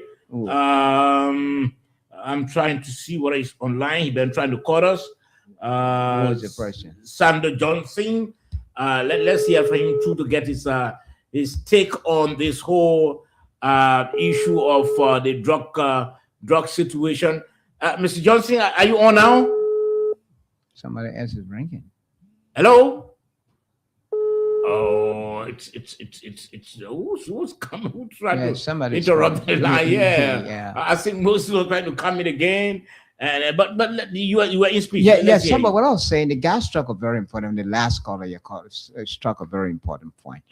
I mean, there should be people trained specifically in drug-related crimes, but not because a person served in the police or served in the police or served in the NSA. So they are appointed to. Okay. Is someone ready to take me now? Yeah, okay, Moses. Yeah, just hold it on 1 minute. Hold it on 1 minute, Moses. Sure. Yeah, go ahead. So Tom. what I was saying is that, look, that guy struck a very important point. When you talk about the fight against drugs, that means people who are heading that particular agency are trained specifically in drug-related crimes investigation. But now that because David Tagler served in the police yesterday, or the NSA yesterday, or the PSU yesterday, so then the person is appointed to the DA to head the DA. That person training is just narrow to policing. It's just narrow to policing. But when they talk about expertise in fighting drugs, or tracking down traffickers, or tracing wherever drugs come from, there are people who are trained in that area. Well, what the guy says that most of the people who are our leaders have always appointed to the DA are people who have little knowledge in terms of drug trafficking, and the fact that they serve in the police, so they can also head the DA, and that has been the challenge, very major, and I'm placing emphasis on it. There has been a very major challenge of the DA because there hasn't been anyone well trained in terms of the fight against drugs that have been appointed to that DA. Those who have been appointed are people who have a background. So then it has to do with our leadership of the country. Let's hear Moses quickly before I come to you. Okay. And then I'll go to Reverend Toll. Moses, let's hear from you. Yeah, quickly. Let me just say this. I listened to the gentleman, and I'm hearing what Mr. Tagbe is saying. When you're resolving a conflict, when you have a crisis on hand, that's not when you make long-term plans. We currently have a crisis, the bust. What do we do? Our attention now is how do we stabilize this? All the other things you're talking about, the laws, we have no law that clearly states who the owners are, how can they be prosecuted. Those are things that will come later. When leaders are solving problems, when they have a conflict, they try to stabilize the conflict. So right now, let's focus on what happened on the 8th, round these people up, take them to court, and prosecute them. And let me provide this information. I heard the gentleman say that when people import drugs, they cannot be referred to as owners. The gentleman is in error. Anyone who imports a product, when the product arrives in the country, the person is what? The owner. So if you sit in Monrovia and import cocaine to Liberia, it comes to you, you are arrested, or the cocaine is arrested at the airport. Your name is on it as a receiver. You are the owner of that property. Yeah, but he also saying that there's nothing in the drug law that address or that spell out what should be done to the owner. That one of the concerns he also raised. That there's nothing in the drug law. Okay, so the point I'm trying to make here is that let us not argue that for the fact that we do not have laws on the book that clearly states that here, because you are Mr. Brown, you are the importer, you will go to prison for 10 years, hypothetically 15 or 20 years, because we don't have those. It means that we cannot go after people whose names are listed as receivers of the product. We can still go after them. And the drug laws of Liberia, I don't know, maybe it's the most recent one, but what I do know, based on research, the Liberian drug laws, when someone is caught for importation, the crime is what? Non-bailable. Mm-hmm. It's non-bailable. The information is out there. It's non-bailable. It's a very punitive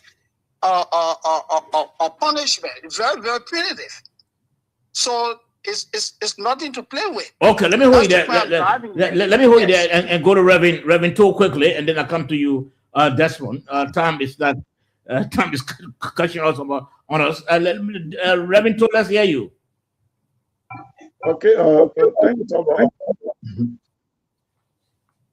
It's interesting to deal with the issue of drugs. For me, it has nothing to do with, some people are making reference to whether you have the educational capacity. It does not matter for me. Yes, you may have some information, but the issue in our country is implementation, one. The next thing is also the logistical and physical capacity that needs to be provided to be able to fight the issue of drugs. And let's look at our country. Let's look at our border lines. Our border lines are very porous, and we don't have the financial capacity to even man our borders. So the possibility for drugs and other things to enter our country, it is easy. So we even have budget that crafted, and the even DA officers are underpaid. They don't have the necessary logistics. They don't even have a boat, engine boat that they can be able to do the patrol along the river, along with immigration. Nothing else as such. And then you're talking about whether the person should be educated, have all the education about drugs. That's the only way. No, you have all the education. You don't have the logistics. You don't have the capacity. You cannot do anything. So I think the issue here is implementation, and the issue also providing the real logistics, the financial support to make sure that the office function correctly. And they are trying to get there. And that the situation for the government is trying to move it there. So the fiscal aspect is completely needed. We need more support to be able to deal with crime in our country and deal with drugs. Because the people who come in with the drugs, they have more money than even what the drugs agency has to be able to support its own agency to move forward. So it's an issue that we have to be looked at very critically. Okay. Yes. So yeah, this is where I strongly disagree with the gentleman who called. And if you look at the drug law, there are key factors that are spelled out. One, the importation of drugs, it is clearly spelled out. The transportation of drugs, the storage of drugs, the sales of drugs, the smuggling of drugs, the usage of drugs, everything falls under the possession of narcotics. So that's what he said as to whether if the government pursue harder and there is nothing they can do about the UNO. No. Under the drug law, once, like Mr. Stanley said, once the drug, is being discovered in your possession, and that shows that one, you are the UNO. If you are not the UNO, then you are on an obligation to provide the UNO. So if it is traceable by records, and then it is established as far that yes, you are not the original owner of Better Store. This is the owner, and there are records show that this is the owner. The person will also be investigated for what? For any of these, one of these, factors, either importation, transportation, storage, sales, smuggling, usage, or possession. He must be. But then I also disagree with him when he said, "Oh, the government, even the government put out. This is not able to. It may not yield the kind of result that maybe librarians are expecting to prosecute the alleged conflicts, but or corporate, by the way. So this is where I also differ. Okay. Now, one of the key things we have to transition quickly. Yeah, great. One of the key things that a lot of librarians are so concerned about is the government should do due diligence to their investigation. One, make sure that those involved should be made public. Let the investigation establish who are those involved. That is another aspect. Now, as to whether that can be determined as to whether the government can win the case in court, that becomes a different debate or different case for another day. But right now, what is on here and what is unfolding is for the government to establish who are those responsible for the importation, the transportation, the storage, and the smuggling, as well as the possession of the drugs being in our country. All right, gentlemen, let's transition briefly. We don't have much time, and of course, I'm going to start this discussion with Moses. Moses is going to keep the ball rolling because he's been following. He's in the U.S. He understands the legal process. He can help us to understand that very well. We heard in the media, gentlemen, that the court case involving Spoon Network CEO, Stanton Witherspoon, has reawakened. Mr. Witherspoon will be going again to court. This time is a hearing for his sentencing. Well, we don't know how it works, what's going to happen, and what we do expect. But I think Moses can better, bring us up to speed as to when this whole case started and why we are at the point of sentencing. Moses, you can help us to understand this. All right, thank you. Let's go back. Stanton Witherspoon, Mr. Stanton Witherspoon, the CEO, the Chief Executive Officer of Spoon Communications, he lives 2 hours away from me. He lives in New Jersey. I live in Delaware State. Stanton Witherspoon trouble started in 2022. The crime he and 24 other individuals committed is that they were selling fake nursing diplomas to individuals who are not trained as nurses. That's a serious violation in the United States because it undermines the healthcare system of the country. For example, what Stanton and his people were doing was that I'm a journalist. I could have gone to Stanton Witherspoon's school, and all they were requesting Moses and me to do was to pay $15,000 US. I would pay $15,000 US. I don't have to go to classes. I don't have to do the practical training. All Stanton and his group of people did was that they taught the students because they were able to manipulate the system. They did this in collaboration with other schools in Florida.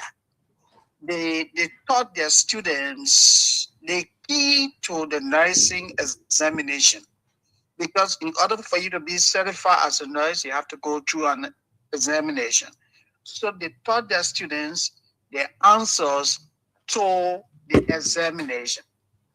So people who were not trained, and Moses Sandy, a journalist who was never trained, all they did was that they gave Mr. Sandy the key to the examination. Sandy, when he sat the test, once he passed the test, Moses Sandy was what? Licensed as a nurse. Wow. They sold 7,600. Wow. 7,600 fake nursing credentials to people at a rate of $15,000 each. 15,000 US? 15,000 US each. If you do the math, you're talking about 114 million US. That's what it made. The FBI started investigating Stanton Witherspoon in 2018. When I say FBI, I'm making reference to the Federal Bureau of Investigation. They started investigating Stanton Witherspoon in 2018. Nursing in the United States is a high-paying profession. Most of the people that nursing and his colleague duped were predominantly African immigrants. People come here, career change, to go into nursing because some nurses, the average will be $35 US an hour, making $40 an hour, $50 an hour. So people went into nursing. They went to Stanton Witherspoon School. They sold them fake nursing credentials. They got hired in hospitals. They got hired in nursing homes. So what did the FBI do? When they started getting tip-off on Stanton and his people, Stanton Witherspoon had a school in the state of Delaware. The FBI, as part of their investigation, they sent some of the agents to Stanton Witherspoon School. They went to register.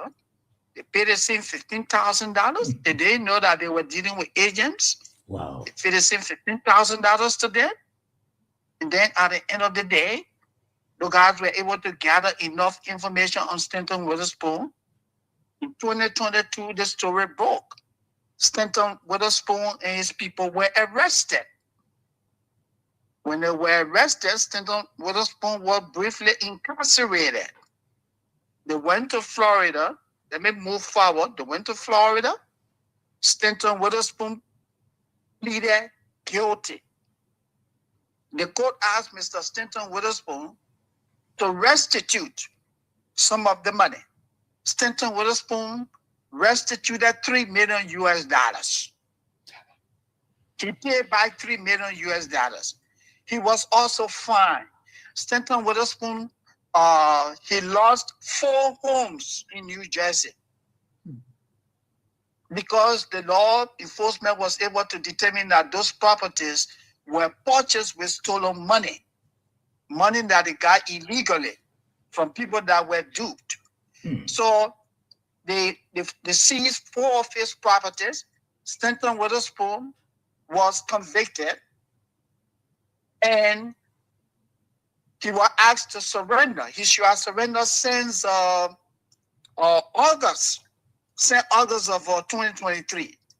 But in the United States, when you are asked to surrender, once you have a lawyer, your lawyer can go to court and make a case for you that, hey, this person is supposed to start serving prison time so date. However, this person has maybe medical problem, family issues. Can we get an extension? So since 2023, Stanton Witherspoon has every month, every 3 months, Stanton Witherspoon lawyer goes to court to make the case that he's not ready yet to go to prison. Stanton Witherspoon is not allowed to move outside of New Jersey. Okay, he's been tracked at home. So he goes, he makes the case every 3 months. Now, what we are hearing about is that he has to surrender on the 14th of July.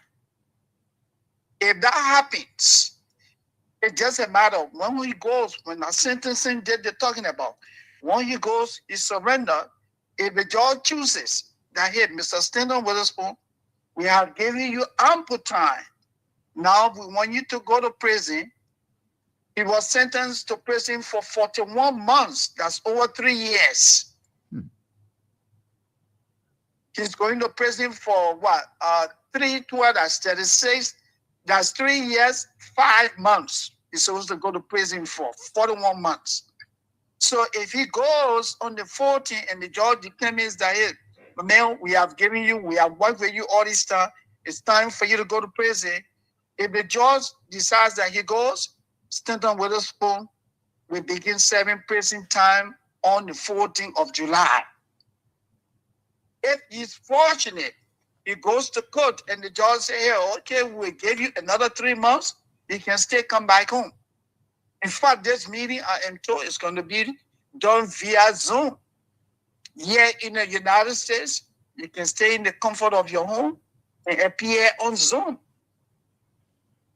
Because Stanton is being monitored. He can run away. He surrendered his passport and everything. So he will appear on Zoom. And if the judge rule that Stanton, your prison date starts of this date, Stanton Witherspoon will go to prison. If the judge says that, hey, we gave you another 3 months extension, Stanton Witherspoon will not go to prison. That's Stanton Witherspoon's situation. It's a real serious problem. I am telling you, all those nurses that they sold those fake diplomas to, all those people were terminated. They were told never to go around in a hospital and a nursing home. Stanton Witherspoon too is a nurse. He's a practical nurse. He's not allowed to practice nursing in the United States. His schools were shut down. That's the situation with Stanton So Witherspoon. now, So the question I want to ask. I want to ask him. All right, so Moses, David wants to ask the question. Moses, are you hearing me? Sure. Moses, are you hearing me? Yes, I'm hearing you. Okay, okay. So Moses, I remember you said Stanton's passport and traveling documents have been seized and in the possession of the security people, if I got you correct. But I remember, a few years back, Stanton came that he cannot leave New Jersey. But few years ago, I wasn't doing the region of President Weah. He came to Liberia. He came to Liberia, and how did he come to Liberia at that time? And another concern, Moses, is that if you talk in legal terms, as far as the American legal system is concerned, when you say the person is supposed to surrender, what does it mean? Yeah. Okay, so let me give you this background. When Stanton Witherspoon went to Liberia, by then he had not been arrested by the FBI. Okay. Stanton Witherspoon went to Liberia before 2022. Okay. They started investigating him 2018. In the United States here, when they are probing you, they will come to visit you. They will sit and talk to you. You will not even know that you are being investigated. Okay. Now let's come to surrender. Surrender, yeah. In the United States here, when you go to court, if you are sentenced, they tell you, say, look, my man, you start prison time on this date. You can be convicted and still told to go home. Oh. And they said that you have to go back to the court and surrender yourself. Okay. Yeah. So in the case of Stanton Witherspoon, if he goes to court on the 14th and the judge determines that, hey, we have given you too many extensions, it is time for you to go to prison now, Stanton Witherspoon will have no choice but to start prison term as of that date. Wow. Okay, thank you. Yeah. So another question, Yeah, Moses. Mr. Sandy. Sure. Given the fact that you mentioned that Stanton Witherspoon, he was asked by the court to restitute about 3 million of the money earned fraudulently, and that which he paid, of that which he paid. Is it in any way justified that he to some extent he's being cleared of the crime being convicted for? No, it was the restitution. When you restitute, it means that you receive money illegally and you were told to pay the money back. That's where restitution coming. I told you Stanton Witherspoon and his people duped 7,600 people for a particular crime. $114 million. Okay. So the court said, pay back the $3 million, and you wrote a check. $3 million. But that doesn't mean you are free. Pay the money back, but that doesn't mean you are free. It's not free. Stanton Witherspoon, or the crime he committed is a felony. Means that he committed a crime against the state. Yeah. So Stanton Witherspoon in the United States is considered a felon. So another concern, and given the fact that he has been on the infinite, or better still, he has been on the gracious mercy of the court, forever. Can we confirm as to Stanton Witherspoon's freedom it is still being determined by the court in terms of there's a likely possibility he might return at the court, and the court will say, look, go ahead, we could still give you additional privileges, go ahead. So I mean, there have been this report that he's about to go to jail. So no, so this is what I said. To summarize it, is his future is in what we call limbo, uncertainty. He can go to court today because he gets extension every 3 months. The lawyer can make the case that this man is not yet ready to go to prison. If the judge buys into that, he could be set free. A fee for the additional 3 months that they will give him. He will pay that fee. He will be allowed to continue appearing on Spoon Talk, doing everything like he does. But the only thing that he's not able to do right now, Stanton Witherspoon cannot travel from New Jersey to Maryland. He cannot travel from New Jersey to California. That's why when all your politicians in Liberia, that's the unfortunate thing about our country. Our prominent people, including the vice president, they go and sit and talk to Stanton Witherspoon. Stanton Witherspoon is a criminal. When you do that, the message you send to your people is that it is good to commit crimes. Maybe I'm not too sure. I mean, this is a radio anyway. If when you try to speak of the main character that he's, I think we need to be somehow moderate. But however, but he followed the case. The man followed the case. He followed the case. He knows what's happening. So he's speaking from we should tolerate the language, right? So, Moses, let me ask this question because Tom has cut off us. Maybe I'm sure. Reverend will ask a question also if he has. Those extensions you made reference to, was he paying for those extensions? Were they being paid for, or they were just free extensions? They were paid for. A lawyer worked that through with the court. Wow. And Stanton has money. Every 3 months you were paying for that. And look, my man, if you make yourself a bait that you can be eating by the fish, our criminal justice system here is so flexible. You can even they can decide to give it to you for 20 years, but that doesn't mean that you will not go to prison. And that also doesn't mean that if as much you continue to pay, you will continue to enjoy the freedom. Yeah, you can do it for 20 years. When that time comes and the judge said, look, my man, we have done this for 20 years. It's time for you to start today. You will start today. Wow. That doesn't erase it at all. So, okay, all right. Finally, Reverend, do you have any question? No, I think okay. All right. So, Jeremy, I think we have to end at this point. Moses, thank you for bringing us up to speed and helping us to understand the American law on that subject. In closing, Moses struck a very important point. Yes, somebody who is on an investigation as a result of crimes that he allegedly committed. Is he still on an investigation? Committed. He's not on an investigation anymore. The case is over with. So he's not on an investigation. The case is over. He's sort of his sentence. But this is the guy, and when our officials of government travel to the United States, they do business with him. I mean, it sends the wrong signal. Yeah. It sends the wrong signal, and that's what that's what I've actually took to mean that this is a man who has been sentenced. And our officials of government travel to the United States, and they are saying in his company.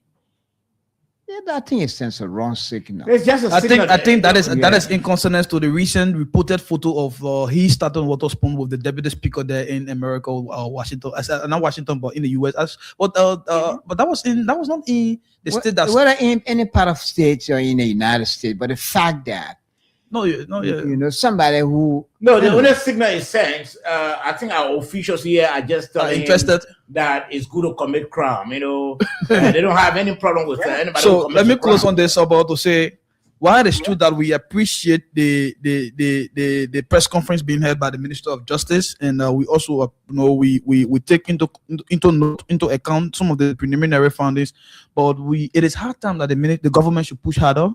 And I think the next address by the government on this issue should be the government should be coming up to confirm and or better still deny some of these basic details, like the concern, what are the concern exist in our country. The concern called Emery Van group of companies, what exists on 20th Street. They need to tell us that. And what it is exactly to the concerning Usman Ali. This consignment were actually intended to have been transported to. These are basic information. And so I think the government should be more professional. Okay. And we give them time and we ask that they do that job expediently. Moses, your parting comment quickly? Yeah, I want to say it was indeed a great show. Unfortunately, my schedule, I just had to squeeze some time in between, but it was good that I came. And I would like to wrap up by saying that, look, our public officials, the way they conduct themselves, they have to conduct themselves appropriately. If somebody is a criminal, you can't be rubbing shoulder without pressing. That's what we call enabling the person. You're giving the person the courage that hey, what he or she is doing is right. If our vice president would come to the United States and this man is sitting and dining with Stanton Witherspoon, our deputy speaker is sitting and dining, our senators, our cabinet ministers, this man is their friend. What message are you sending to your young people in the country? We have to conduct ourselves the way we want people to conduct themselves. Okay.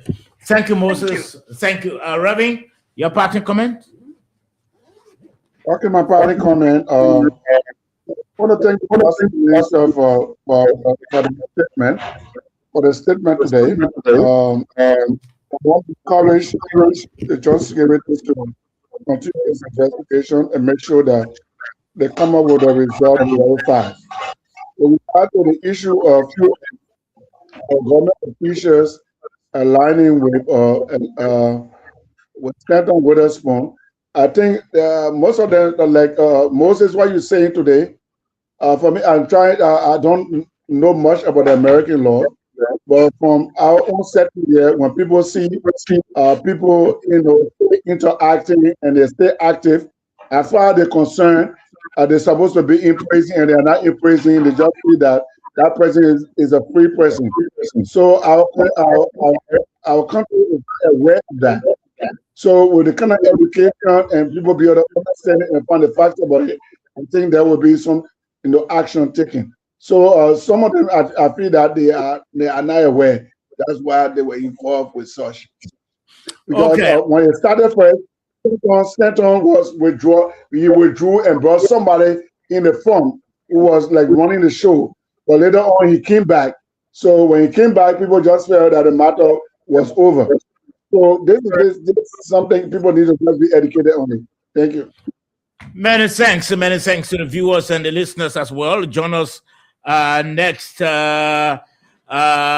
week. But in the meantime, let's try to recognize some of you who've been watching online. Hilton Wulajiri say been watching from Greenville, Sano County. Vinicius Jinaba been watching. Roberto Richards been watching from the USA. Regal Drake been also following from Battlesville. Imaya Bro been watching from the USA. Pastor Tommy C. Kuku been also watching. Sparko and Koti been watching. Abraham V. been watching. Ophelia S. George been watching from home. Fombe Kandakai been watching. Janie, that's City Great been watching as well. Ella Collins been watching. Clara Kuju Mala been watching. And the rest of you, all of you, join us. That is next week, Monday. Until then, Sabo George is my name. Have a pleasant time.